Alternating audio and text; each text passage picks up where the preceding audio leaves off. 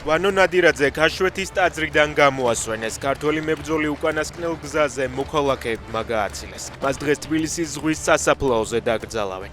ვიცე-პოლკოვნიკი უკრაინაში 22 ივნის გარდაიცვალა. პირველადი ცნობებით მიზეზი გულის შეტევა იყო. 534 ლარიანი კამერის დაზიანებისთვის არჩილ მუსელიანს 3-დან 6 წლამდე პატიმრობა ემუქრება. პროევროპულ აქციებზე დაკავებული ახალგაზრდის პროცესზე დღეს პროკურორმა დასკვნითი სიტყვა თქვა. მუსელიანსის განაჩენი სავარაუდოდ 22 აგვისტოს გამოცხადდება.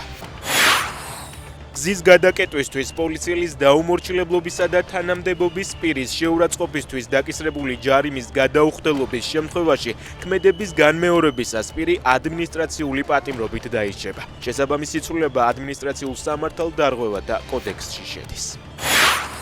ინდოეთში ერთ-ერთი ფარმაცევტული კომპანიის ქარხანაში აფეთქება მოხდა, დაიღუპა სულ მცირე 42 ადამიანი. მედიის ინფორმაციით აფეთქების შემდეგ მრავალსართულიანი შენობა ჩამოინგრა და ადგილზე ხანძარი გაჩნდა.